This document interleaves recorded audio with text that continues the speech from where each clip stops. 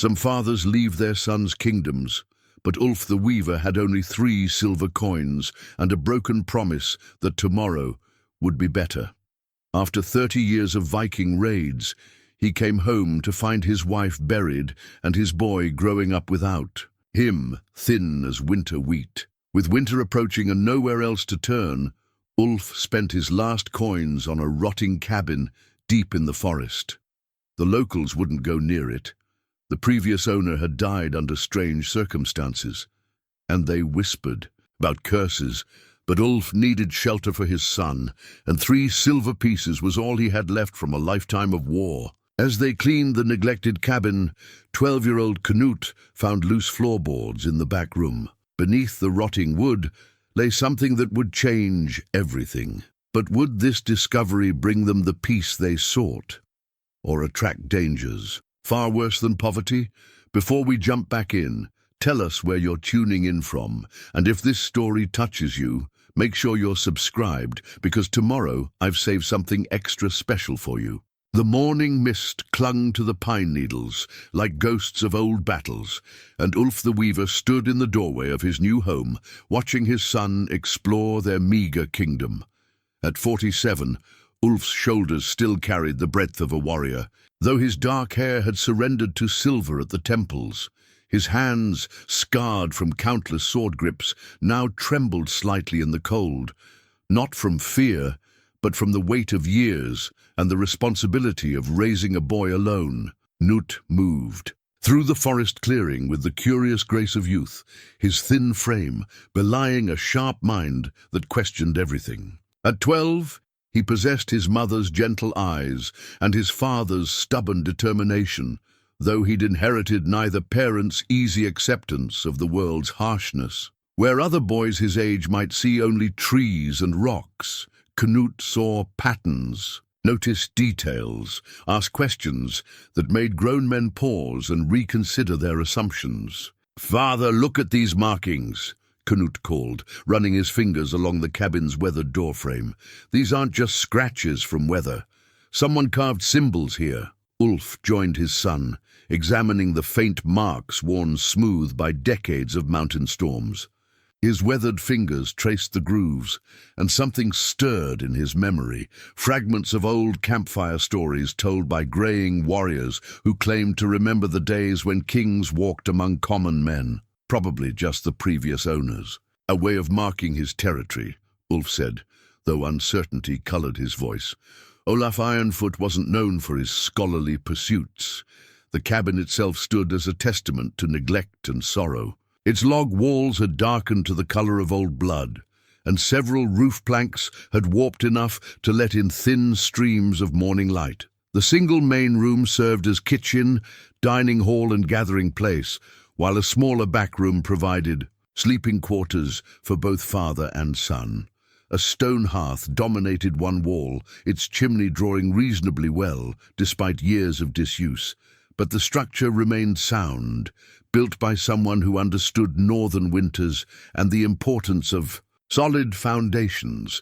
The floor, though worn smooth by years of use, showed no signs of rot or weakness. The windows, small but well-placed, offered views of the forest paths, an advantage Ulf appreciated from his warrior days, when knowing who approached could mean the difference between peaceful sleep and sudden death. "We'll make it work," Ulf told his son, hefting his battle-worn axe. The weapon had served him faithfully through 3 decades of campaigns.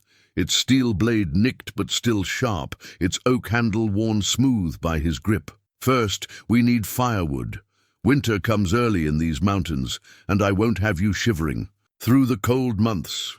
Knut nodded eagerly, gathering kindling while his father selected trees for felling. The boy worked with methodical precision, sorting wood by size and dryness, habits his father had taught him during their journey north. Ulf watched with quiet pride as his son demonstrated the practical wisdom that would serve him well in the hard years ahead. The nearest village, Thornhold, lay 3 miles down the mountain path, close enough for trade and supplies, distant enough to provide privacy for a man who valued solitude. Ulf had visited the settlement twice since their arrival. each time noting the wary glances and whispered conversations that followed his passage through the market square. In Thornhold, reputation preceded a man like winter preceded snow. The villagers knew Ulf the Weaver by name and deed. 30 years of Viking raids had made his skills legendary among those who valued such things. But they also knew him as a man seeking peace, a father trying to build a quiet life for his son, far from the violence that had defined his younger years. Magnus the Elder, Thornhold's unofficial leader, had welcomed them with cautious courtesy during their first visit. A man of 60 winters with a white beard that reached his chest, Magnus possessed the measured wisdom of someone who had survived both good harvests and lean ones, peaceful seasons and times of war. Ulf Eriksson, Magnus had said, using the formal name that marked Ulf as Eric's son, though Eric had been dead these 20 years. We hear you've bought Olaf's place. Bold choice for a man with a young son. Bold or foolish, Ulf had replied. Time will tell which. Magnus had studied Knut with sharp eyes, noting the boy's alertness and the way he stood close to his father without appearing fearful. The lad has good sense about him. That's worth more than silver in these mountains. His mother's influence, Ulf had said simply, and something in his tone had ended that line of conversation. The village blacksmith, Ragnar Ironforge, had proven more talkative and considerably less diplomatic. A bear of a man with arms like tree trunks and a voice that carried across 3 valleys, Ragnar possessed the blunt honesty common to his trade. That cabin's cursed, you know, Ragnar had announced while examining Ulf's axe for maintenance. Olaf died there under strange circumstances. Found him sitting in his chair, looking peaceful as a sleeping babe, but dead as winter earth. No wounds, no sickness anyone could name. Just gone, like his soul had wandered off and forgotten to come back. Knut had leaned forward with interest, but Ulf had placed a gentle hand on his son's shoulder, a father's way of saying some stories were better left unfinished. Every cabin in these mountains has seen death, Ulf had observed. That's the nature of life in wild places. Men die and other men take their places, and the world continues turning. Ragnar had nodded approvingly at this practical philosophy, though he'd lowered his voice for his next words. Still, there's something about that place. Animals avoid it, even in hard winters, when they should be desperate for shelter. And the local birds, they don't nest in those trees anymore. Now, 3 days later, Ulf found himself noticing the things Ragnar had mentioned. The forest around their cabin did seem unusually quiet, though he attributed this to the natural caution of woodland creatures confronted with new human residents. He'd lived in enough wild places to know that animals required time to accept change, and patience usually restored the normal rhythms of forest life. Still, as he split logs for their growing woodpile, Ulf kept his axe close, and his attention divided between his work and the surrounding trees. Old habits died hard, and a warrior who ignored his instincts rarely lived to regret the oversight. Knut had adapted to their new life with the resilience of youth. Each morning, he helped his father with necessary chores, hauling water from the nearby stream, maintaining their small but growing supply of preserved food, reinforcing weak points in the cabin's structure. But his afternoons belonged to exploration, and Ulf encouraged this independence, knowing the boy needed to understand their new environment. "Father," Knut said during their 3rd evening in the cabin, "why do you think Olaf lived here alone? The villagers speak of him as though he had no family, no friends who visited." Ulf considered the question while stirring their simple stew, dried meat, root vegetables and herbs they'd gathered from the surrounding forest. Some men choose solitude, others have solitude chosen for them. Without knowing Olaf's story, I can't say which applied to him, but you chose to bring us here, away from people, away from the villages, where we might have found easier work. The boy's observation carried no accusation, only genuine curiosity about his father's decisions. Ulf appreciated this quality in his son, the ability to ask difficult in questions without judgment, to seek understanding rather than assignment of blame. I've spent 30 years surrounded by men who solve problems with violence, Ulf said carefully. Good men mostly, doing necessary work in a hard world. But that life leaves marks on a man's soul, and I didn't want those marks to become yours. Knut nodded, though Ulf suspected the boy didn't fully understand yet. Understanding would come, with time and experience, as it did for all men who lived long enough to gain wisdom. Their evening routine had quickly established itself around the crackling fire and shared meal. Ulf would tell stories, carefully chosen tales from his travels that emphasized courage and honor while avoiding the grimmer details of warfare. Knut would share his daily discoveries and ask questions about everything from forest plants to the meaning of the strange dreams that sometimes visited him in sleep. On this particular evening, as orange firelight danced across the cabin's worn walls, Knut posed a question that made his father pause mid-sentence. Do you think we'll be happy? Here, father. Really happy, not just making the best of difficult circumstances? Ulf set down his wooden spoon and studied his son's earnest face. At 12, Knut already showed signs of the man he would become. Thoughtful, observant, possessed of an inner strength that didn't require constant display. But he also carried the vulnerability of a child who had lost his mother too young and needed reassurance that the world still held places of safety and peace. Happiness isn't something a man finds in a place, Ulf said finally. It's something he builds through his choices and the people he shares those choices with. We have each other, we have shelter, and we have the chance to create something meaningful together. That's a foundation many men would envy. Knut smiled, the first truly unguarded smile Ulf had seen from his son since they'd arrived. Then we'll build something good here. Yes, Ulf agreed, feeling the truth of it settle in his chest. Like warm bread on a cold morning. We will. As the fire burned lower and father and son prepared for sleep, neither could have imagined that their foundation would soon shift beneath their feet, revealing secrets that would test everything they thought they knew about their new home and themselves. The discovery came on their 7th morning in the cabin, when Knut's curiosity finally overcame his respect for his father's cautious approach to their new home. Ulf had gone to the stream to check the fish traps he'd set the previous evening, leaving his son with instructions to sweep the cabin floors and organize their meager belongings. But as Knut worked in the back room, his attention kept returning to a section of floorboards that seemed different from the others, older perhaps, or worn in an unusual pattern that suggested frequent disturbance. The boy knelt and ran his hands across the weathered wood, feeling the subtle variations that his eyes had noticed. 3 boards in particular felt loose, their edges worn smooth, as though they'd been lifted and replaced many times over the years. When Knut pressed down on one corner, the opposite end rose slightly, revealing a gap that hadn't been visible before. His heart began beating faster. Every instinct told him to wait for his father's return, to seek permission before investigating further.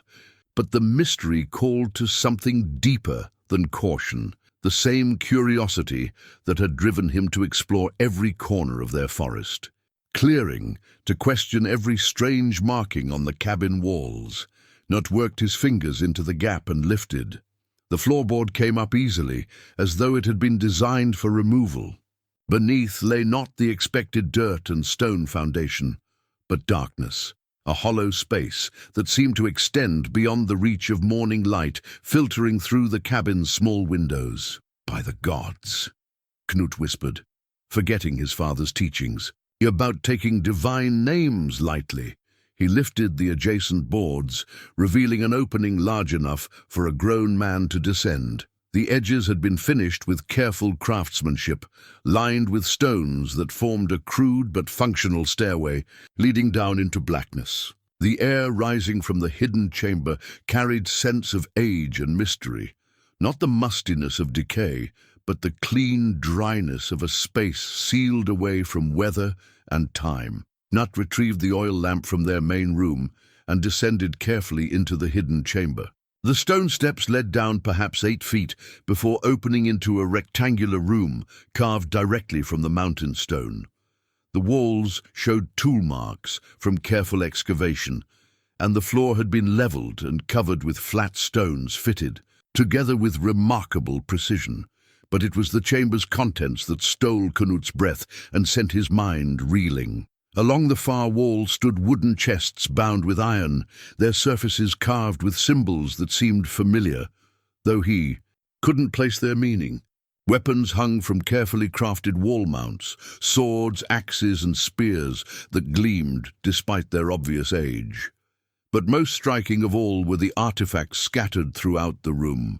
Golden arm rings twisted into intricate patterns, silver, cups engraved with flowing designs, and bronze plates that caught the lamplight and threw it back in dancing reflections. At the chamber's center lay a stone table supporting what appeared to be the room's most precious contents. A fragment of carved stone, its surface covered with runic inscriptions, occupied the place of honor. The runes seemed to shift and flow in the flickering light, though Knut knew this was merely an effect of shadow and flame. His hands trembling with excitement and awe, Knut approached the stone fragment.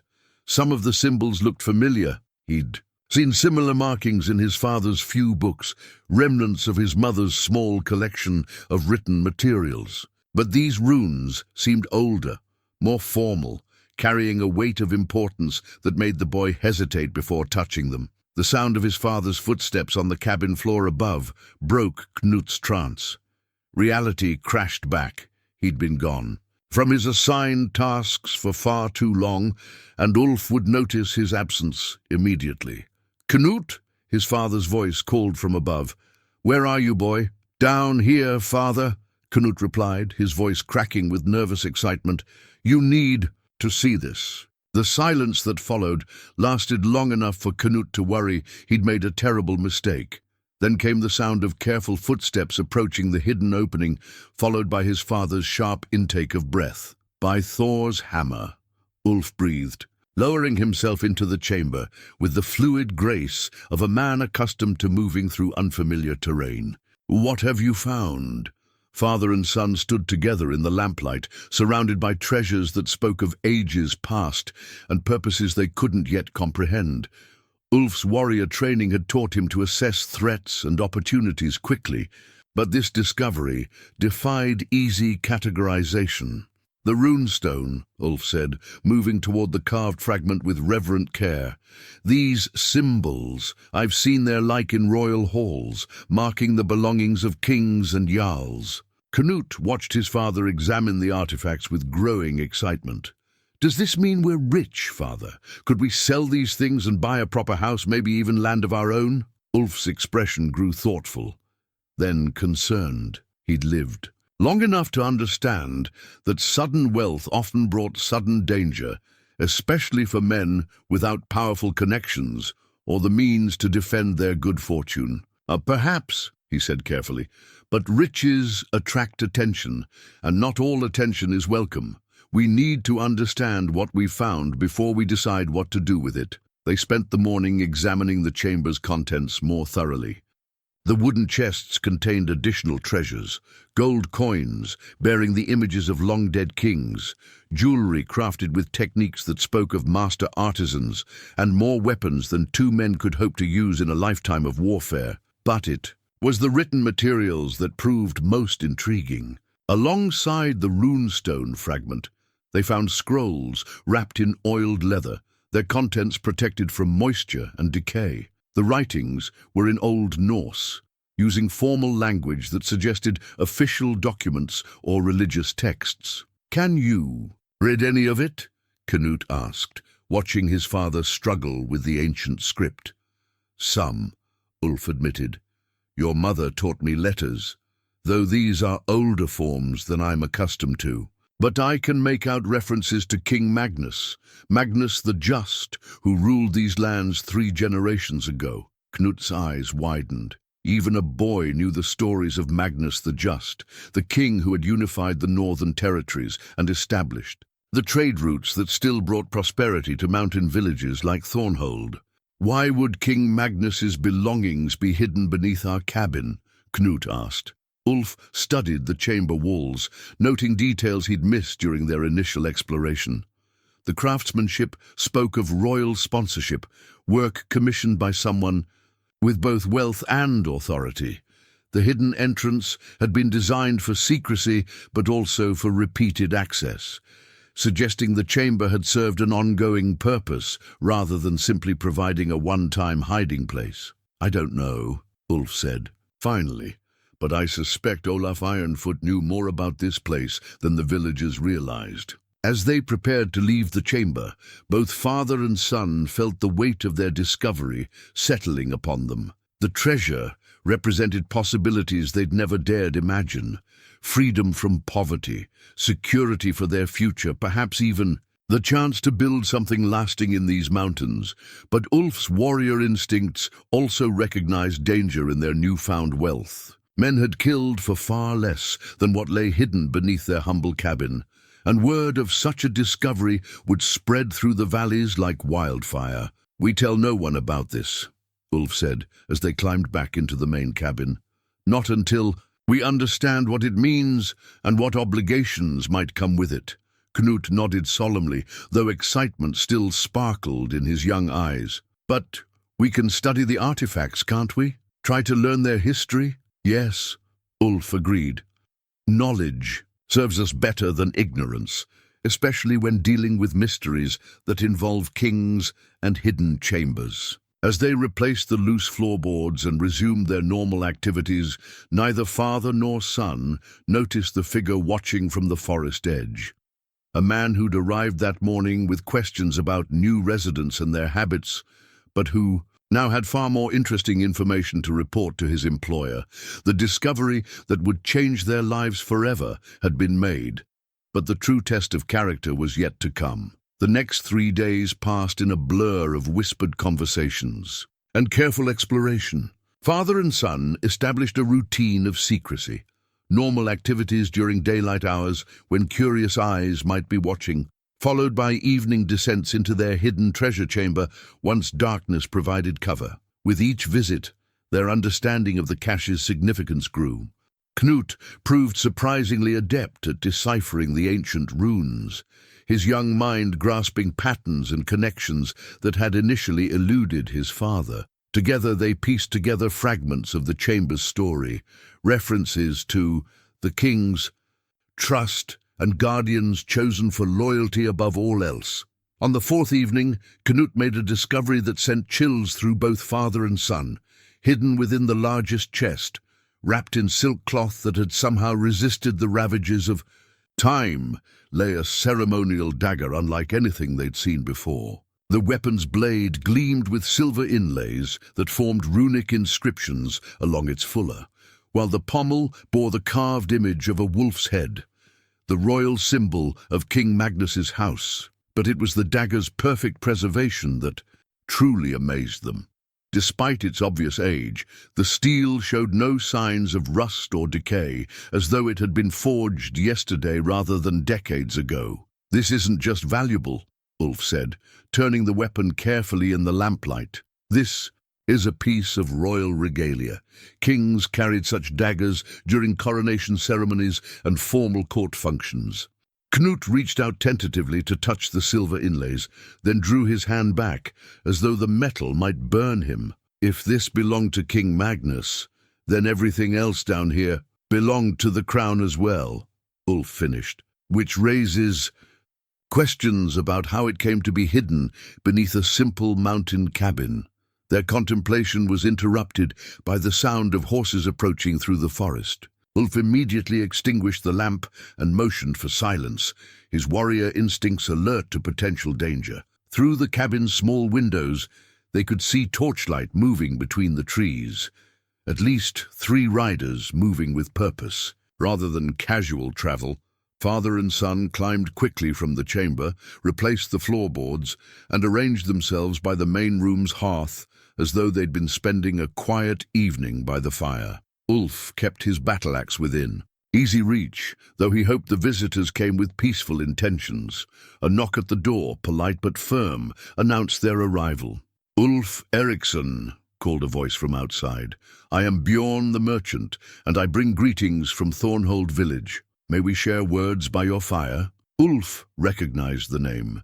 Bjorn was known throughout the mountain settlements as a trader in fine goods, jewelry, weapons, and artifacts that commanded high prices from wealthy collectors. His reputation suggested honest dealing, though like all successful merchants, he possessed a keen eye for opportunity and valuable information. "Enter and be welcome," Ulf replied, opening the door to reveal 3 men. Bjorn proved to be a tall, well-dressed figure in his middle years, with the confident bearing of someone accustomed to negotiating with people of importance. His 2 companions remained outside with the horses, though their positioning suggested guards rather than mere traveling companions. "A fine evening for a ride," Ulf observed, offering his guest a seat near the fire while keeping his own position between Bjorn and the back room. "Indeed," Bjorn agreed, though his eyes moved constantly around the cabin's interior, taking in details with professional assessment. "I've heard you've made this old place quite comfortable. Olaf's cabin seemed destined for ruin before you arrived." Knut sat quietly in the corner, but Ulf noticed his son's alertness to the undercurrents in their visitor's words. The boy was learning to listen for what wasn't being said, a valuable skill in dealings with men who made their living through information and negotiation. "My son and I find it suits our needs," Ulf said carefully. "Simple men require simple shelter." Bjorn smiled, though the expression didn't reach his eyes. "Ah, but you're hardly a simple man, Ulf Eriksson. 30 years of Viking raids, service to jarls and kings. Such experience leaves a man with valuable knowledge about many things. Weapons, for instance, and artifacts from royal courts." The merchant's words carried an undertone that made Ulf's hand move instinctively closer to his axe handle. Information traveled quickly through the mountain communities, but Bjorn's interest seemed too specific for casual curiosity. "I know enough about weapons to keep my family safe," Ulf replied.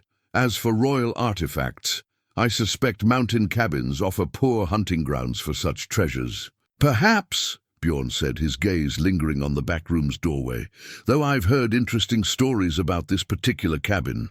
Olaf Ironfoot was known to possess certain, shall we say, unusual items, old things, valuable things, though he was never forthcoming about their origins."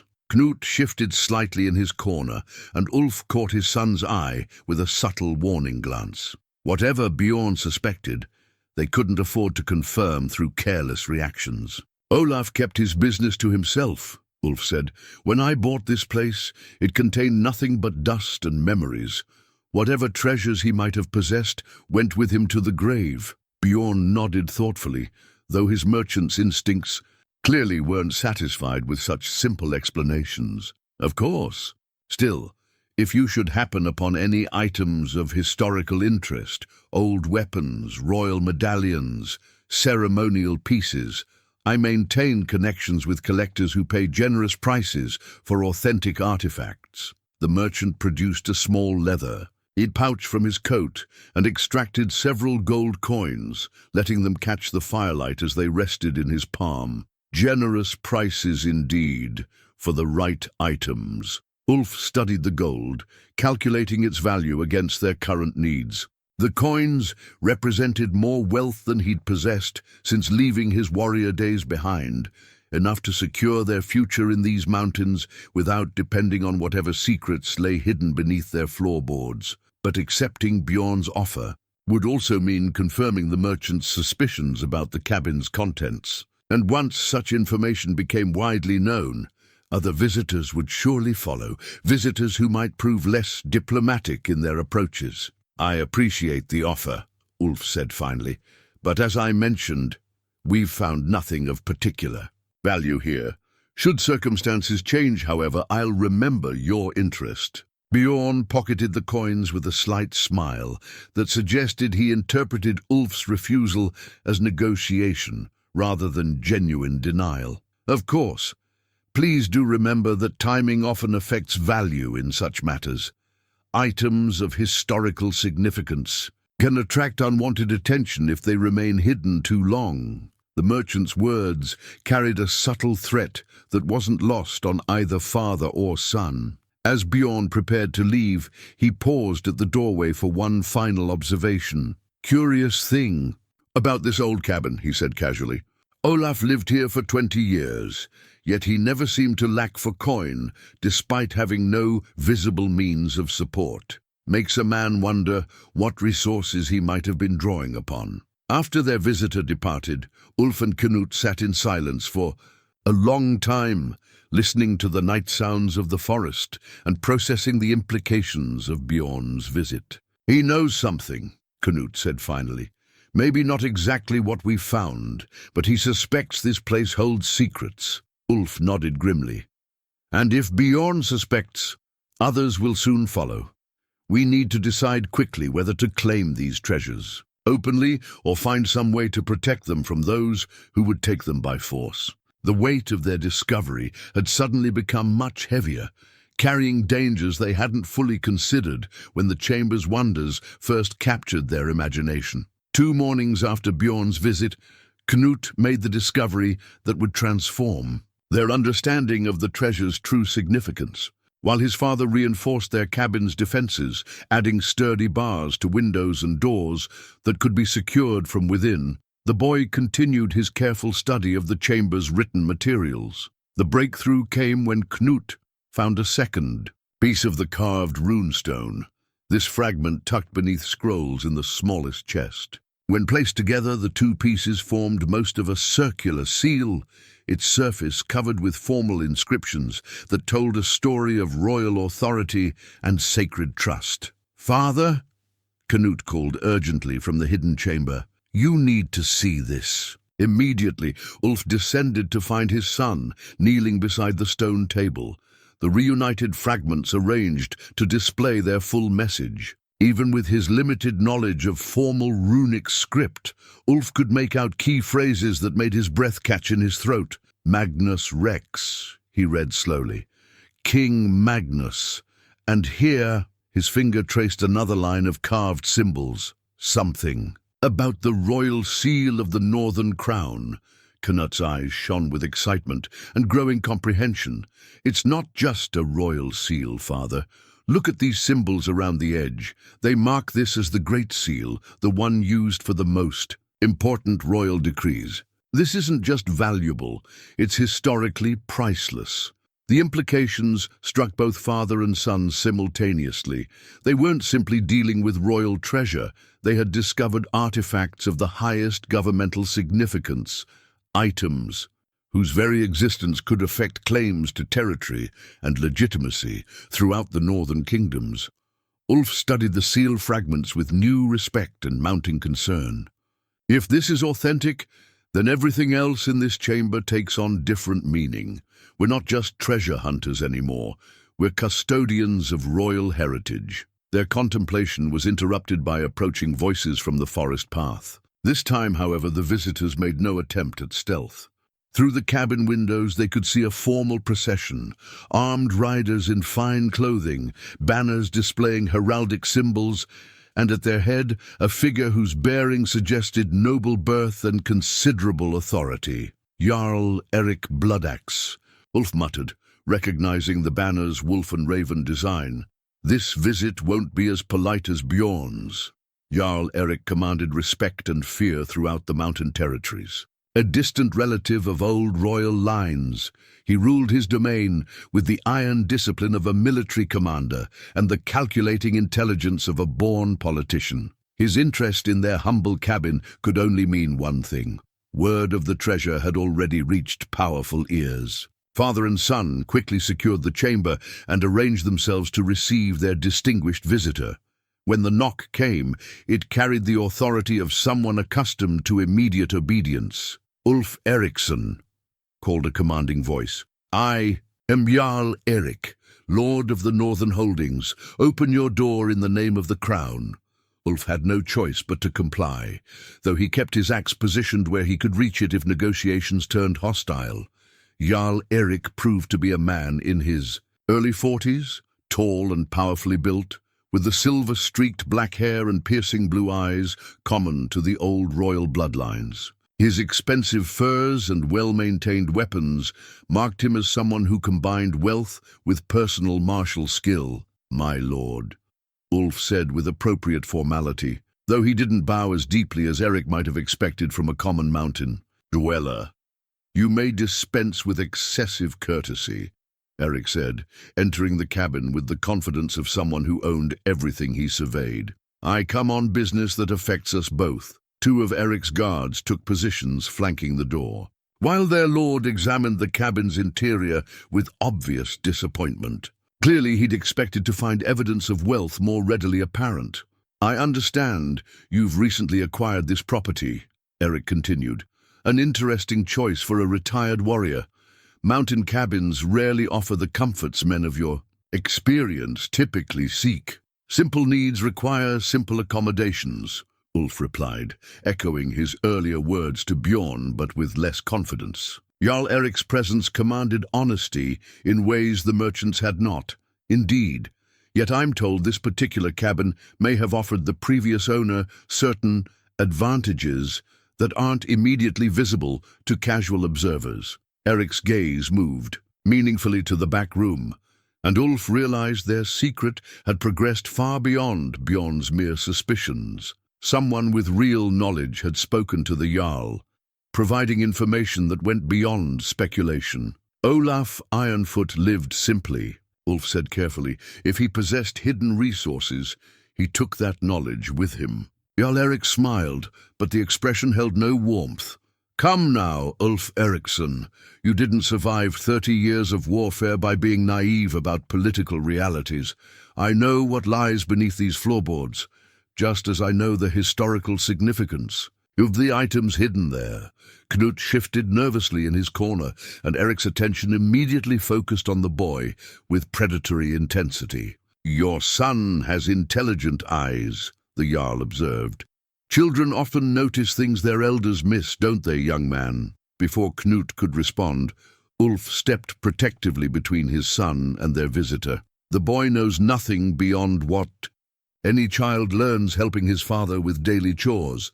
"Perhaps," Erik said, "but daily chores in this particular cabin might prove quite educational." The Jarl moved toward the back room with deliberate purpose, forcing Ulf to either physically block his path or allow the inspection to proceed. With armed guards watching every movement, physical resistance would likely prove both futile and fatal. "You object to my curiosity?" Erik asked, noting Ulf's hesitation. "A man's home deserves privacy, regardless of his station," Ulf replied. "True, enough under normal circumstances. But when that home contains artifacts belonging to the crown, privacy becomes secondary to proper stewardship." Erik knelt beside the loose floorboards, running his hands across the wood with obvious familiarity. "Olaf served my family for many years as guardian of certain royal interests. His death created complications regarding items placed under his protection." The Jarl's words revealed the truth Ulf had begun to suspect. The hidden chamber wasn't just a treasure cache. It was a royal repository, established and maintained through official channels that created legal obligations along with opportunities. "I assume you've examined the contents," Erik continued, lifting one of the loose boards with practiced ease. "Impressive, isn't it? King Magnus understood the importance of preserving royal heritage for future generations." As Erik prepared to descend into the chamber, Ulf faced a moment of critical decision. He could attempt to claim ignorance and hope the Jarl's exploration would end peacefully, or he could acknowledge their discovery and try to negotiate terms that might protect his son's future. "Yes," Ulf said finally, "we found the chamber, but we've touched nothing, claimed nothing. We understand the significance of what lies below." Erik paused, studying Ulf's face with the calculating gaze of someone skilled at reading men's motivations and fears. Wise, the Jarl said. Then you also understand that such discoveries carry responsibilities as well as opportunities. The question now becomes whether you're prepared to accept those responsibilities or whether other arrangements must be made. The days following Jarl Eric's visit brought an uneasy tension that settled over the cabin like morning fog. The Jarl had descended into the chamber, examined its contents with the expertise of someone intimately familiar with royal artifacts, and emerged with a proposal that left Ulf torn between opportunity and instinct. You may remain as guardians, Eric had declared. The role carries certain privileges, a monthly stipend, protection under my authority, and the right to continue living here unmolested. In return, you'll maintain the chamber's security and report any unusual interest from outsiders. The offer seemed generous, perhaps too generous for a man of Eric's reputation. But Ulf's warrior instincts warned him that accepting meant placing himself and Knut under obligations they might later regret. Still, refusing a Jarl's patronage could prove equally dangerous. I need time to consider your proposal, Ulf had said carefully. Of course, Eric had replied, but don't take too long. Other parties have expressed interest in these artifacts, and my protection extends only to those who accept my authority. Now, 3 days later, Ulf found himself implementing defensive measures that went far beyond normal cabin security. His years of military experience had taught him to prepare for various types of assault, and the treasure beneath their floor made their humble home a target worthy of serious attention. Working in the pre-dawn darkness, Ulf constructed subtle barriers along the forest approaches, fallen logs positioned to channel mounted attackers into specific paths, carefully concealed pits that would discourage casual intrusion, and sightlines cleared to provide advance warning of approaching visitors. Knut proved an eager student of these defensive preparations, though his questions revealed concerns that went beyond immediate security. Father, the boy said while helping, to position a deadfall trap, what happens if we accept Jarl Eric's offer and he later decides we're more trouble than we're worth? The question demonstrated wisdom beyond Knut's years, and Ulf appreciated his son's ability to see past immediate advantages to potential long-term consequences. Powerful men keep their agreements only as long as those agreements serve their interests, Ulf replied honestly. We'd be useful guardians until Eric decided he could manage the treasure more directly, and if we refuse his offer, then we become obstacles to his plans, and powerful men don't tolerate obstacles indefinitely. Their conversation was interrupted by the sound of approaching footsteps, lighter than Eric's armed escort, moving with the careful confidence of someone familiar with forest travel. Ulf motioned for silence and positioned himself where he could observe the approaching visitor while remaining concealed. To his surprise, the newcomer proved to be a woman of middle years, traveling alone, but carrying herself with the assured bearing of someone accustomed to moving through dangerous territory without fear. She wore the practical clothing of a mountain healer, sturdy boots, weatherproof cloak, and a leather satchel that undoubtedly contained herbs and medical supplies. Ulf Eriksson, she called softly, I am Astrid the Wise Woman, and I bring knowledge you'll need in the days ahead. Her approach puzzled Ulf. Wise women traditionally remained neutral in political disputes, offering healing and counsel to all parties without taking sides. But Astrid's presence suggested she had specific information about their situation. You're welcome at our fire, Ulf replied, emerging from concealment with Knut close behind. Astrid studied both father and son with eyes that missed little, taking in their defensive preparations and the signs of stress that had marked their faces over recent days. You've found the chamber, she said without preamble, and now you face choices that will determine not just your own fate, but the future of ancient obligations that predate current political arrangements. Her words carried weight that suggested knowledge far beyond village healing lore. Ulf invited her inside, where she accepted their hospitality while examining the cabin's interior. With obvious familiarity, You knew Olaf, Ulf observed. I delivered him into this world, and I helped ease his passage from it, Astrid replied. For 20 years, he carried burdens that would have broken lesser men. The chamber below was only part of his responsibility. He moved to the loose floorboards with the confidence of someone who had descended those steps many times before. "May I?" she asked, though her tone suggested the request was merely courtesy. In the hidden chamber, Astrid examined the artifacts with reverence, rather than Jarl Erik's calculating assessment. Her attention focused particularly on items Ulf and Knut had overlooked. A bronze shield hanging in the shadows behind the largest. A chest, its surface decorated with royal symbols and showing signs of actual battle use. The shield of King Magnus, Astrid said softly. He carried this in the Battle of Wolf's Valley, where he earned the loyalty of the northern clans through personal courage rather than political maneuvering. Knut leaned forward with interest. You knew King Magnus? Astrid smiled at the boys. Eagerness. I was young when he died, but old enough to understand his significance. Magnus represented the last time royal authority rested on honor rather than mere power.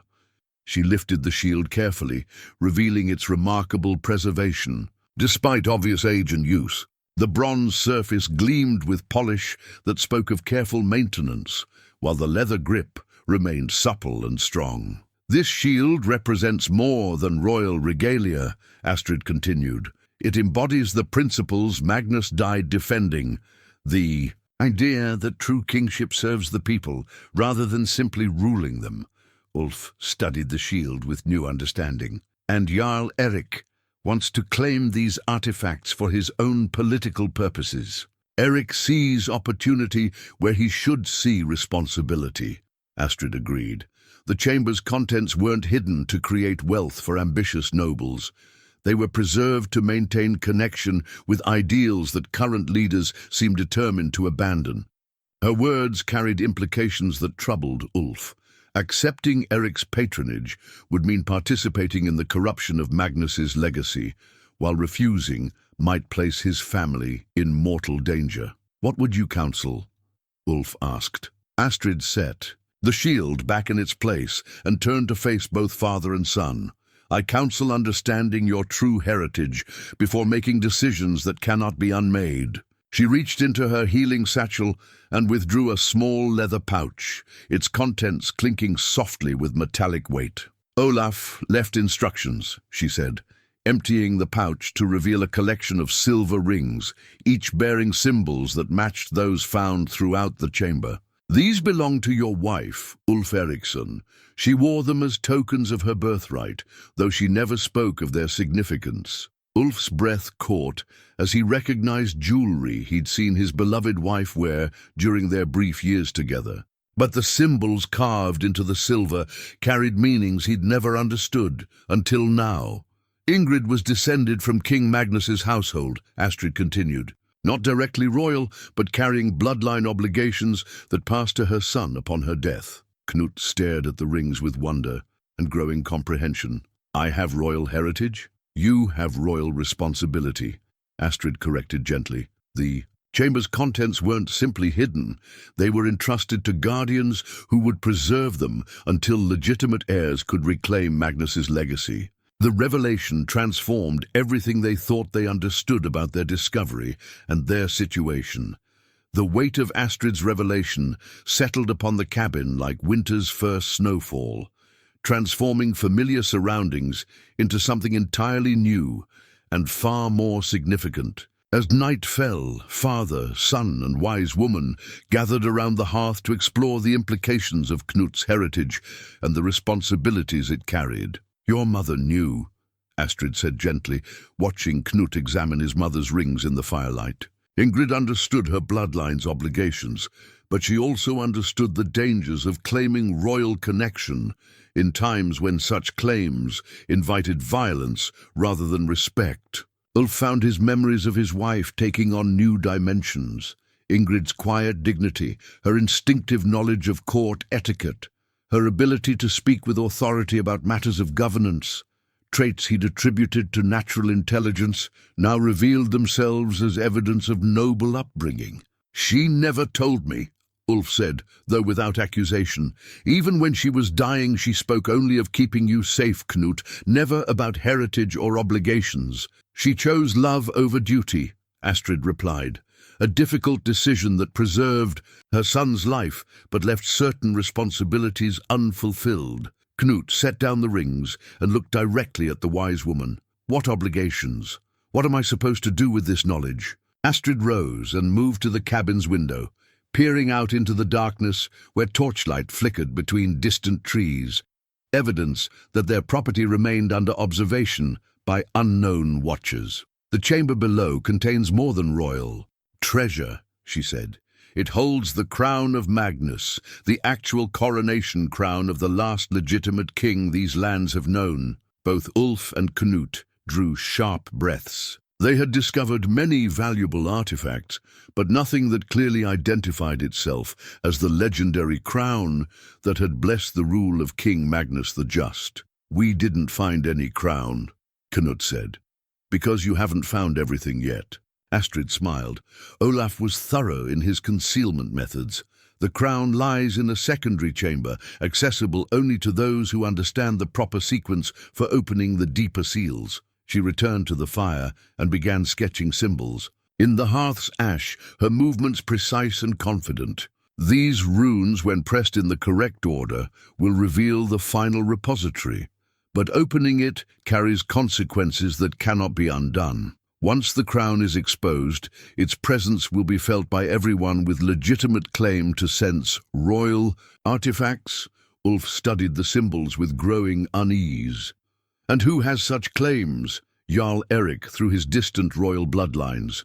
The surviving members of other noble houses scattered throughout the northern territories. And," she looked meaningfully at Knut, "those with direct descent from Magnus's household, whose claims supersede all others." The political implications struck Ulf with the force of a physical blow. If Knut possessed legitimate claim to royal artifacts and by extension to royal authority, then their situation had evolved far beyond simple treasure hunting into the realm of dynastic politics. "You're saying my son could challenge Jarl Erik's authority?" Ulf asked. "I'm saying your son already challenges Erik's authority simply by existing," Astrid corrected. "The Jarl knows Ingrid's bloodline. His offer of guardianship wasn't generosity, it was an attempt to control a potential rival before that rival understood his own significance." Outside, the distant torchlight moved closer, and Ulf's defensive instincts sharpened. "How many know about Knut's heritage?" "Erik suspects, but cannot prove without the crown's confirmation.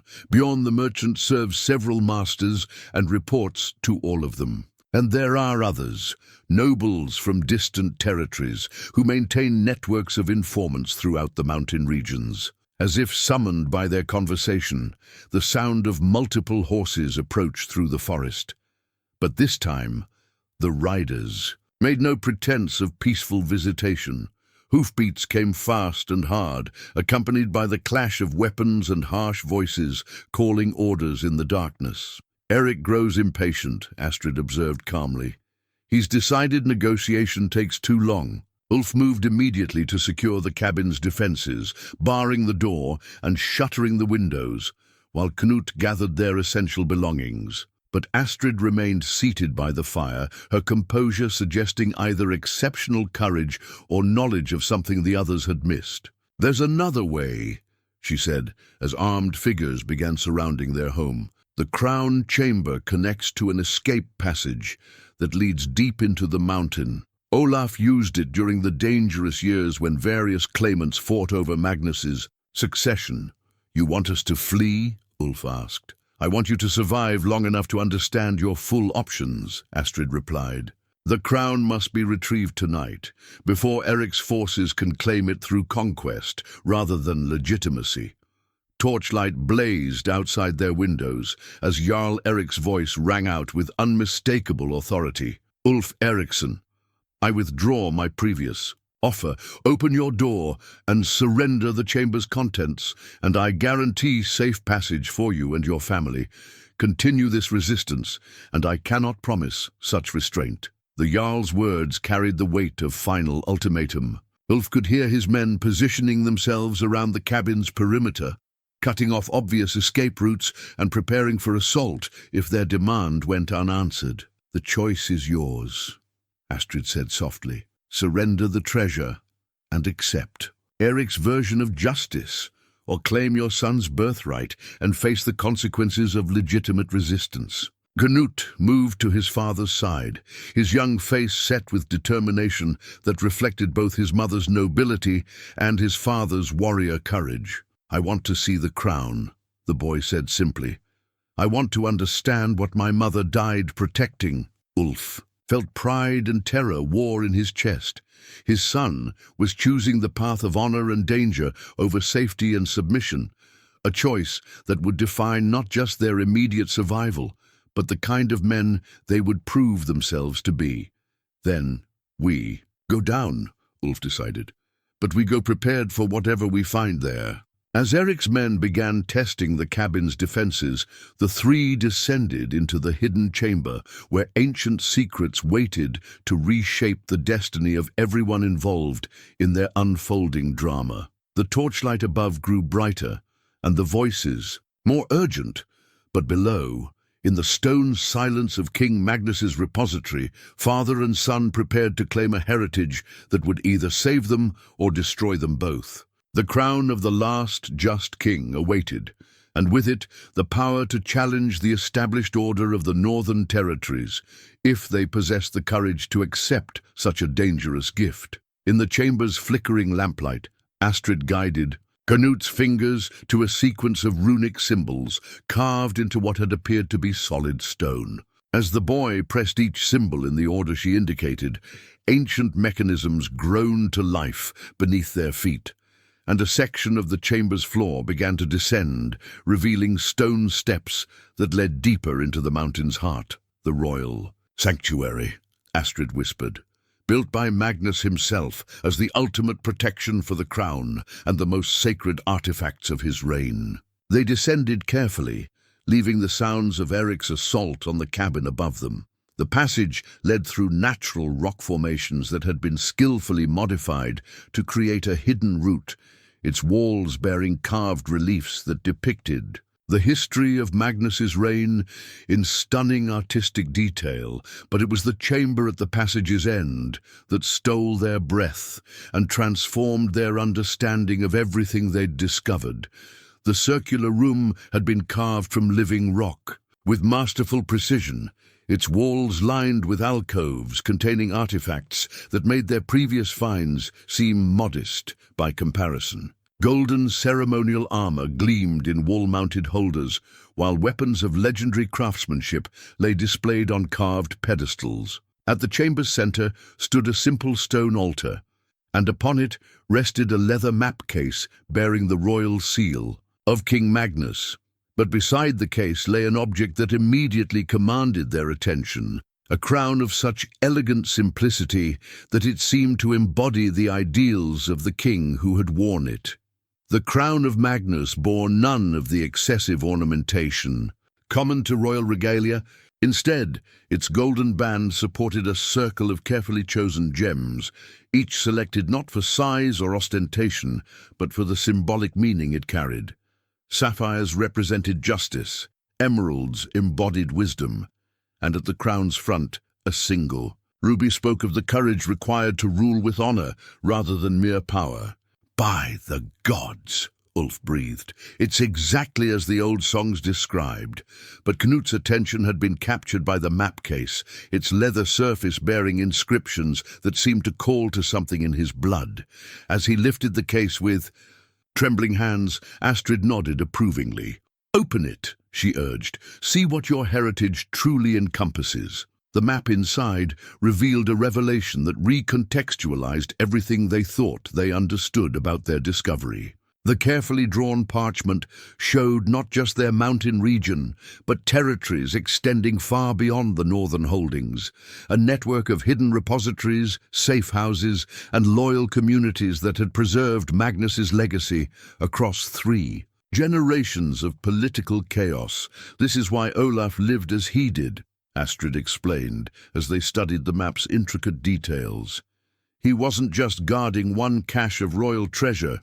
He was maintaining communication with a network of guardians who have protected dozens of such repositories throughout the northern lands. Knut traced the map's symbols with growing comprehension. These marks, they indicate other families like ours, other children with royal bloodlines who don't know their own significance. Exactly, Astrid confirmed. Magnus foresaw the political fragmentation that would follow his death. Before his final battle, he dispersed the royal treasure and arranged for its protection by families whose loyalty had been proven through service rather than mere noble birth. Ulf studied the map's implications with a warrior's understanding of strategic planning. This represents more than hidden wealth. It's the foundation for a legitimate claim to restore royal authority throughout the northern territories, which is why Erik seeks the crown so desperately, Astrid said. Without it, his authority rests on force and political maneuvering. But whoever wears Magnus's crown carries legitimacy that supersedes all current arrangements. Above them, the sounds of battle had intensified. Erik's men were breaking through the cabin's defenses, and soon they would discover the hidden chamber's entrance. But as they prepared to flee deeper into the mountain passages, Astrid made another revelation that stunned both father and son. "There's something else you must understand," she said, her voice carrying the weight of long-kept secrets. "I am not merely a village healer who happened to know Olaf's business. I am Astrid Magnusdottir, King Magnus's youngest daughter, and the guardian appointed to ensure his bloodline's survival." The lamplight seemed to shift around her as she spoke, revealing features that carried the unmistakable stamp of royal breeding.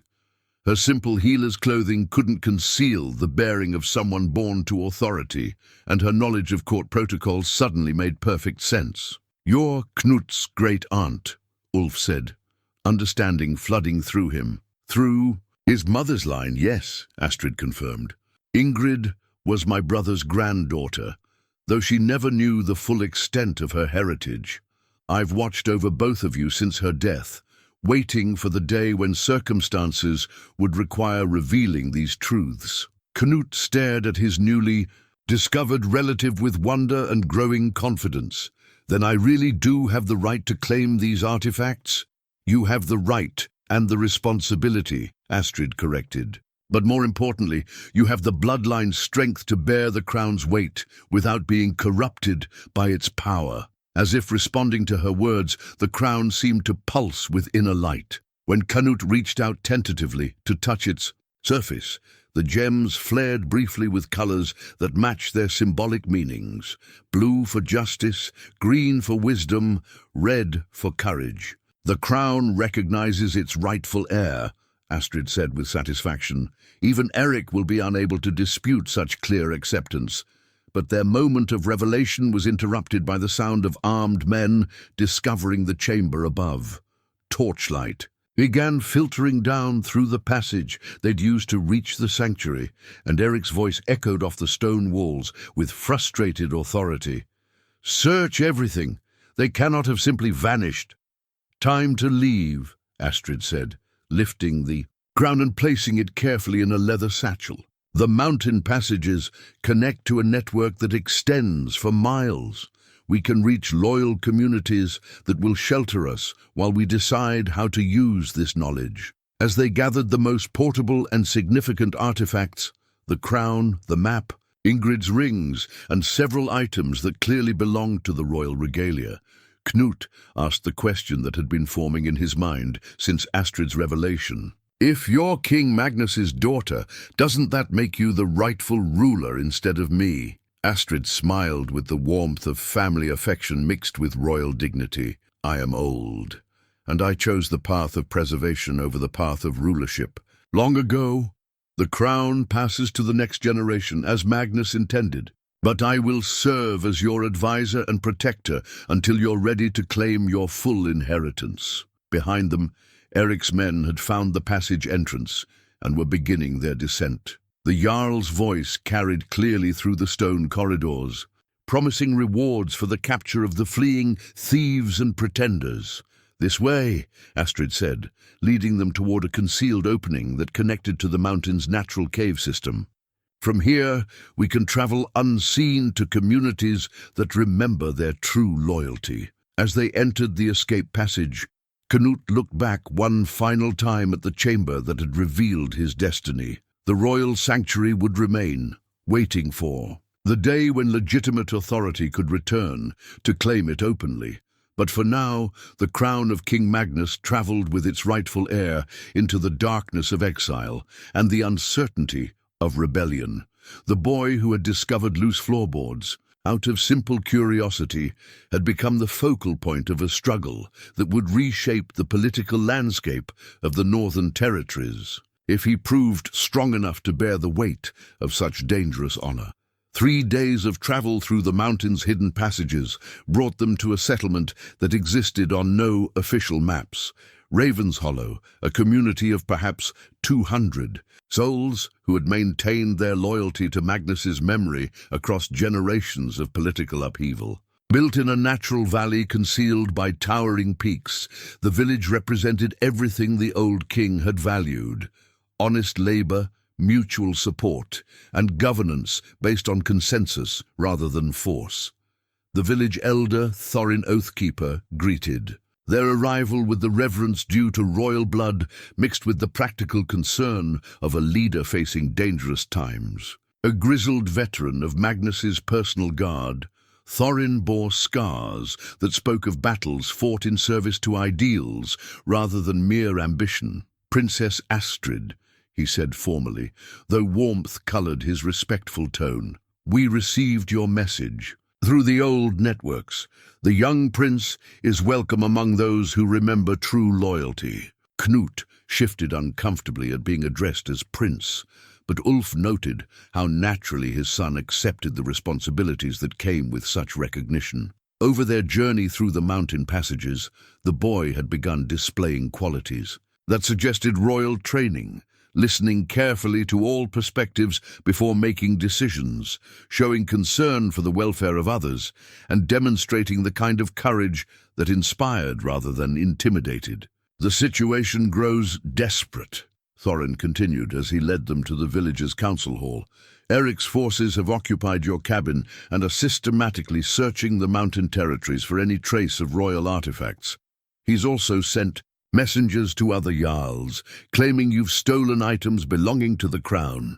"Which in a sense we have," Astrid observed with dry humor, "though we prefer to think of it as rightful inheritance, reclaiming lost property." The council hall buzzed with activity as representatives from other loyal communities arrived throughout the evening. These were the descendants of Magnus's most trusted supporters, families who had preserved not just artifacts and memories, but the organizational structures needed to coordinate resistance across vast territories. Sigrid Ironwill, whose grandmother had served as Magnus's chief advisor, brought news from the eastern settlements. "Eric has promised significant rewards for information leading to the crown's recovery. Some villagers are wavering in their loyalties, tempted by his offers." From the southern holdings came Bjorn Truthspeaker, whose family had maintained the old king's library of laws and administrative records. "The Jarls are consolidating power, using Eric's claim of theft to justify increased taxation and military recruitment. They're preparing for war, though they claim it's merely maintaining order." Most troubling was the report from Magnus Shieldbearer, whose ancestors had commanded the Royal Guard's elite units. "Eric has hired mercenaries from the eastern kingdoms, men who fight for coin rather than honor. Their numbers grow daily, and their tactics show no concern for civilian welfare." As the reports continued, Ulf found himself studying the assembled representatives with a warrior's eye for capability and commitment. These people possessed genuine loyalty to Magnus's memory and clear opposition to Eric's authoritarianism, but they lacked the military organization needed to challenge established power directly. "What are our options?" Knut asked, his young, a voice carrying surprising authority in the hall, filled with experienced adults. Thorin spread maps across the council table, marking locations where loyal communities maintained hidden resources. "We have weapons, supplies, and secure communication routes. But our strength lies in defensive positions rather than offensive capability.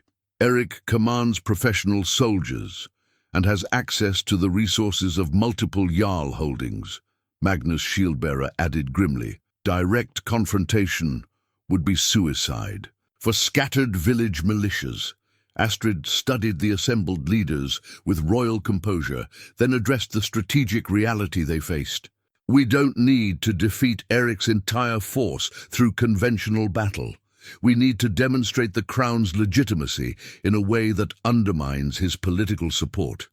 Knut leaned forward with interest. "What kind of demonstration?" "The horn of royal gathering," Astrid said, producing an ancient brass instrument from her travel pack. "Magnus used this to summon the loyalty of clan leaders during times of crisis. Its call carries both legal and spiritual authority. Any who hear it must choose between honoring their ancient oaths or openly rejecting their ancestors' commitments." The horn itself appeared deceptively simple, its surface bearing the patina of age and constant use.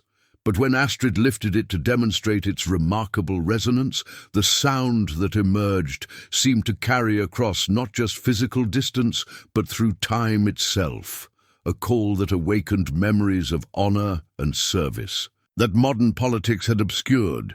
"If Knut sounds the horn while wearing Magnus's crown," Sigrid observed, "every person within miles will know that legitimate royal authority has returned to the northern territories. It will also announce our exact location to Eric and his mercenaries," Magnus Shieldbearer pointed out. "We'll be inviting direct assault from forces that outnumber us significantly." Ulf appreciated the military realism behind this concern, but he also recognized the strategic wisdom in Astrid's proposal. Sometimes the best defense requires accepting a calculated offense. If we can force Eric to attack the legitimate king openly, we transform his political maneuvering into obvious rebellion against rightful authority. Thorin nodded approvingly. "And if we choose our battlefield carefully, we can use terrain and preparation to offset numerical disadvantages." The discussion continued deep into the night as they planned what would essentially be the first battle in a war to restore legitimate governance to the northern territories. Every aspect required careful consideration. The timing of the horn's call, the positioning of defensive forces, the evacuation routes for non-combatants, and the messaging needed to ensure their cause was understood correctly by both allies and enemies. Knut participated in the planning with growing confidence, though Ulf noticed his son's questions focused consistently on protecting civilian lives rather than achieving military objectives. The boy's priorities suggested he understood that true kingship meant serving the people rather than simply commanding them, a lesson Magnus himself had embodied throughout his reign. "We'll make our stand at Eagle's Crown," Thorin decided, referring to a mesa that overlooked several valley approaches while providing defensive advantages for a smaller force. The old watchtower there has been maintained by loyal families, and its signal mirrors can coordinate with other defensive positions throughout the region. As the council session concluded, Astrid took Knut aside for private consultation about the weight of the choice he faced. "Once you sound that horn while wearing the crown, there will be no retreat from your royal obligations. Eric will never stop hunting you, and other ambitious nobles will see you as either a useful tool or a dangerous threat." Knut looked out through the hall's windows at the peaceful village, where families were settling into their evening routines. "If I don't accept these obligations, what happens to these people? What happens to the ideals my great-grandfather died defending?"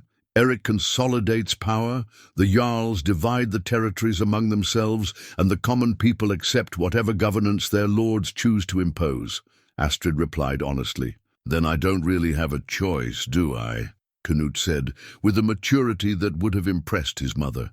The crown isn't just a symbol of authority, it's a responsibility to protect those who can't protect themselves.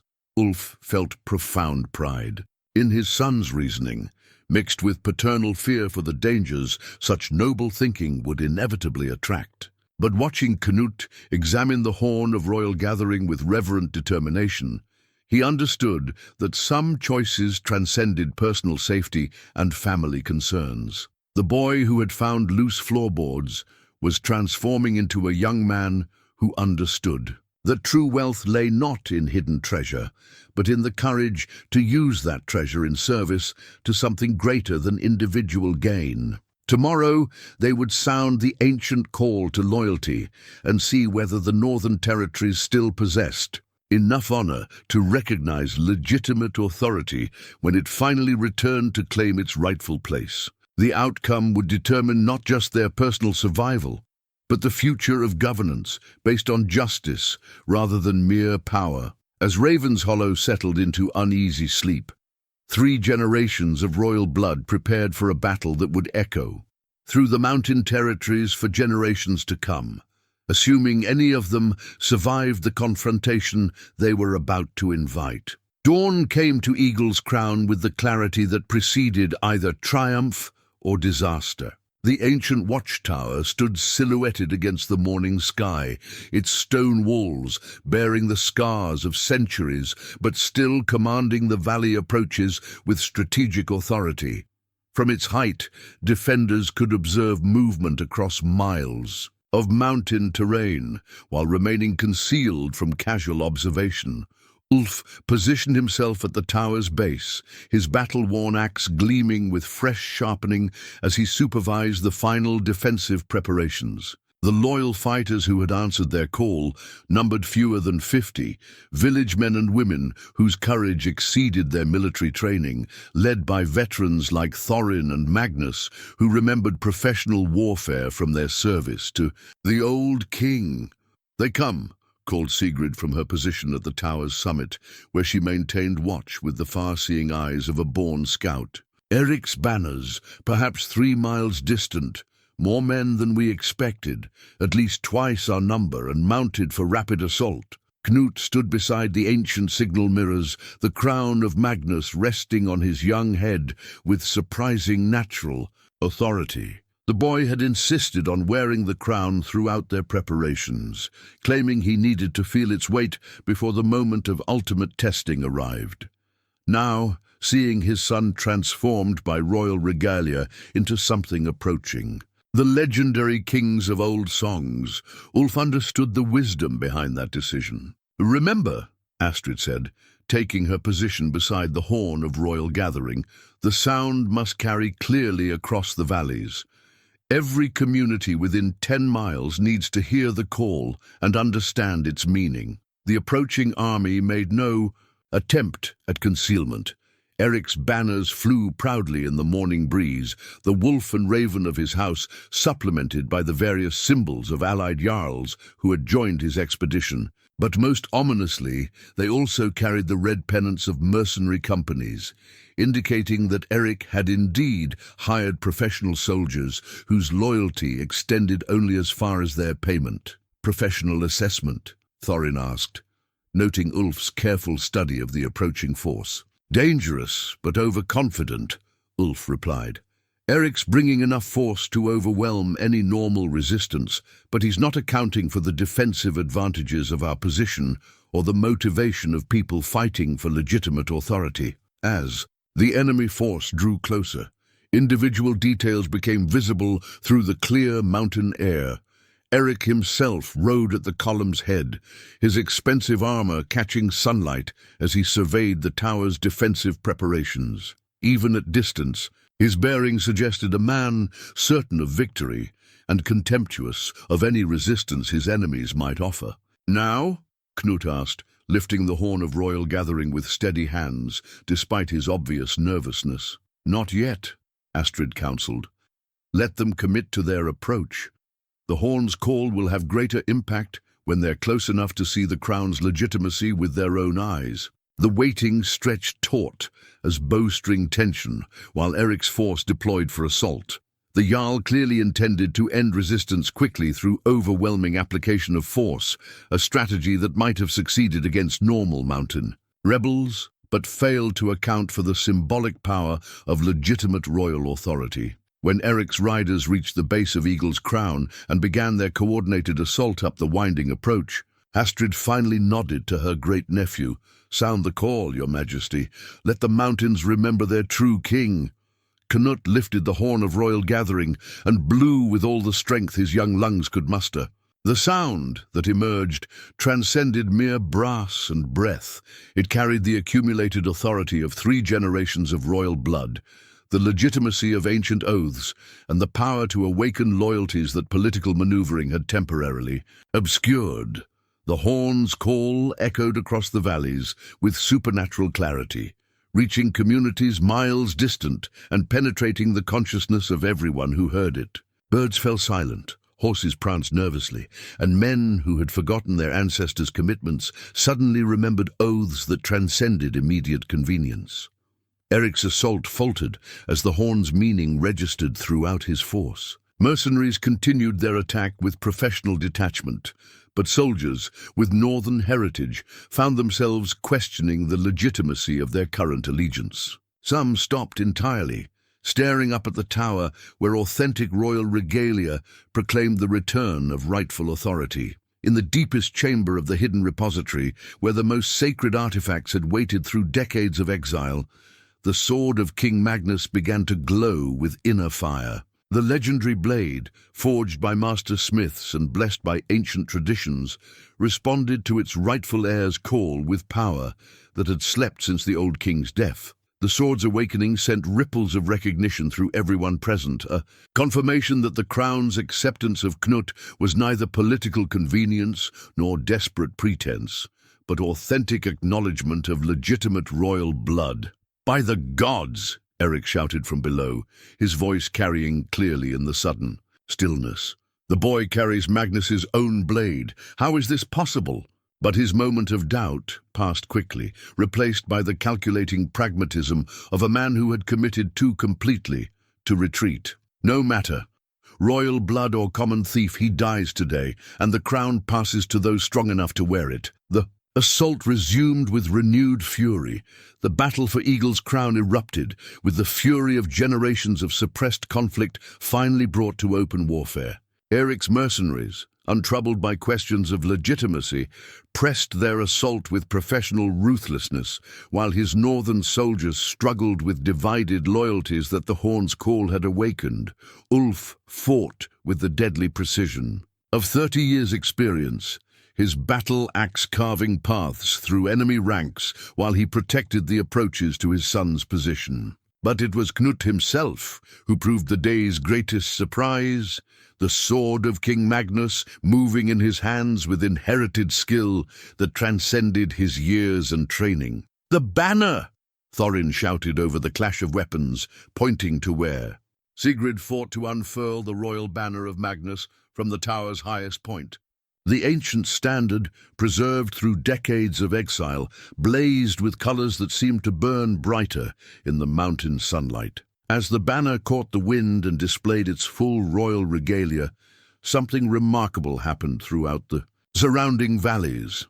The horn's call had announced the return of legitimate authority, but the banner's appearance provided visual confirmation that could not be disputed or ignored. From hidden watchtowers throughout the mountain territories, signal mirrors began flashing coordinated messages. Loyal communities that had maintained their networks through generations of careful secrecy suddenly burst into coordinated action. Village militias emerged from concealment, blocking Eric's retreat routes and threatening his supply lines. Most dramatically, several of Eric's own soldiers threw down their weapons and crossed the battlefield to kneel before Knut's position. These were men whose grandfathers had served Magnus directly and whose family oaths compelled recognition of legitimate royal blood, regardless of current political convenience. "Your Majesty," called one grizzled veteran as he approached through the chaos of battle, "Gunnar Loyalson requests permission to serve his rightful king once more." The defections created chaos in Eric's ranks as officers struggled to maintain discipline while their political authority crumbled under the weight of ancient allegiances. The Jarl himself fought with desperate fury, his expensive sword seeking Ulf's life with single-minded determination. "You've destroyed everything." Eric snarled as their blades met in ringing collision. Decades of careful political balance, ruined by a boy's pretensions to dead king's glory. "My son's glory is his own," Ulf replied, his axe work forcing Eric to give ground. Earned through courage and honored through service to something greater than personal ambition. The tide of battle shifted decisively when Astrid appeared at the tower's base, carrying artifacts that had remained hidden since Magnus's death. The royal scepter of justice blazed with inner light as she held it high, while the Ring of Covenant, the ceremonial band that marked legitimate royal marriage, gleamed on her finger with authority that spoke to the deepest levels of ancestral memory. "Behold the regalia of King Magnus the Just," she called, her voice carrying across the battlefield with royal command. "Let all who serve honor over greed recognize the return of rightful authority to the northern territories." The scepters. Appearance broke the last resistance among Eric's northern soldiers. Professional mercenaries continued fighting with disciplined ferocity, but they found themselves increasingly isolated as local fighters abandoned positions that could no longer be justified by appeals to established order. Eric himself, recognizing that political defeat had become inevitable, made one final desperate assault on Knut's position. The Jarl's swordwork displayed the skill that had made him formidable in both politics and warfare, but the sword of King Magnus carried power that transcended mere technical proficiency. When their blades met, ancient steel sang with harmonics that spoke of divine blessing and inherited right. Eric's expensive weapon, forged by skilled smiths but carrying no deeper significance, shattered against Magnus's blade like winter ice meeting summer sun. "Yield," Knut said, his young voice carrying royal authority that made grown men pause. In their fighting, yield and accept the judgment of legitimate rule restored to lands that have suffered too long under ambitious tyranny. Eric stared at his broken sword, then at the boy whose royal bearing commanded respect despite his youth. Around them, the battle had essentially ended, as Eric's remaining forces found themselves surrounded by communities that had revealed their true loyalties at last. "The crown is yours by right of blood," Eric admitted with the bitter honesty of a man whose political calculations had been thoroughly defeated. "But ruling these territories will prove harder than claiming them. The old ways are dying, and even royal blood cannot restore what time and change have taken." Knut considered the Jarl's words, with the wisdom that seemed to come with Magnus's crown. "Then we will build new ways that honor the best of what came before, while serving the needs of what is to come." The royal banner of Magnus flew triumphant over Eagle's Crown as the northern territories witnessed the return of legitimate authority after generations of political fragmentation and ambitious scheming. 6 months after the Battle of Eagle's Crown, Ulf stood in the doorway of their restored cabin, watching his son practice sword forms in the forest clearing where their adventure had begun. The rotting structure that had sheltered their poverty had been transformed into something worthy of its royal heritage, still humble by palace standards, but radiating the quiet dignity of a place where authentic authority resided. The morning mist clung to pine needles as it had on that first day, but everything else had changed in ways both profound and subtle. Knut moved through his exercises with the fluid grace of inherited skill awakened, the sword of King Magnus singing softly as it cut through air that seemed to welcome its presence. At 13, the boy had grown into his role as the rightful king of the Northern Territories, with wisdom that impressed even the grizzled veterans who served as his counsel. "Your Majesty approaches his forms with proper reverence," observed Thorin Oathkeeper, who had accepted the position of Royal Guard Captain and took his training duties seriously. "Though I still say he spends too much time in scholarly pursuits, when he should be mastering horseback combat." Ulf smiled at the old soldier's familiar complaint. Knut had indeed thrown himself into studying the ancient texts preserved by loyal families, determined to understand the legal and philosophical foundations that had made his great-grandfather's reign legendary. Books and scrolls now filled the cabin's back room alongside the royal artifacts, creating a library that served as both repository of knowledge and practical center of governance. "Balance in all things," Astrid said, joining them with the serene authority that had made her invaluable as royal advisor. "A king who fights well but rules poorly serves no one." Magnus himself spent equal time with sword and scroll, which is why his reign produced both military victory and lasting law. The transformation of their circumstances still amazed Ulf during quiet moments of reflection. The 3 silver coins that had purchased their humble shelter had led to discoveries worth not just vast material wealth, but the restoration of legitimate governance to territories that had suffered under ambitious fragmentation for too long. Yet the true measure of their success lay not in treasure reclaimed, but in changes visible throughout the mountain communities. Villages that had struggled under excessive taxation now prospered under laws that protected common folk while still maintaining necessary order.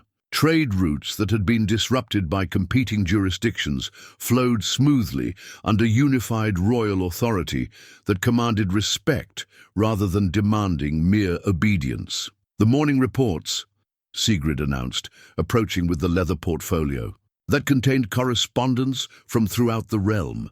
As royal secretary, she maintained communication networks that connected every loyal community while providing early warning of potential threats. "Anything requiring immediate attention?" Knut asked, completing his sword exercises and accepting the reports with the systematic attention to detail that characterized his approach to kingship. "Mostly positive news," Sigrid replied. "The eastern settlements report excellent harvests, and the trading delegations from southern kingdoms continue expressing interest in formal diplomatic recognition. The former Jarl Erik sends his monthly report from his appointed position as regional administrator, though his tone suggests continuing adjustment to serving rather than commanding." Ulf appreciated the wisdom Knut had shown in dealing with defeated enemies. Rather than executing Erik or stripping him of all authority, the young king had offered positions of genuine responsibility to former opponents who demonstrated willingness to serve legitimate rule. Such mercy had transformed potential sources of ongoing rebellion into valuable administrators whose local knowledge proved essential for effective governance. "Any word from the artifact recovery expeditions?" Astrid asked. The network of hidden repositories shown on Magnus's map had proven even more extensive than originally suspected, containing not just treasure, but complete administrative records that enabled restoration of royal authority throughout territories whose rulers had forgotten their ancestral obligations. 3 more caches successfully retrieved, Knut reported, scanning the detailed reports, including the Royal Seal of Eastern Commerce, which should facilitate our negotiations with the merchant guilds. As they discussed the day's business, a figure approached through the forest path, beyond the merchant, whose early interest in their unusual items had evolved into legitimate service as royal trade representative. His merchant skills proved invaluable for managing the economic aspects of restored royal authority. "Your Majesty," Bjorn said with genuine respect that contrasted sharply with his earlier calculating approach, the quarterly accounts show remarkable improvement in regional prosperity. Tax revenues are up 30%, but more importantly, citizen petitions for royal justice have decreased significantly as local disputes find fair resolution through restored legal frameworks. The statistics represented more than administrative success. They demonstrated that legitimate governance produced measurable benefits for the people it served. Magnus's ideals of justice and service had proven their worth not just in theory, but through practical application that improved daily life for common citizens. As afternoon settled into evening, the royal family gathered around their hearth for the simple meal that had become tradition. Despite the transformation of their circumstances, they maintained the humble practices that had sustained them through poverty and uncertainty. Knut insisted on this continuity, claiming it helped him remember that royal authority existed to serve others rather than elevate himself above normal human concerns. "Do you ever regret it?" Ulf asked his son as they watched flames dance in the stone fireplace that had witnessed so many crucial conversations.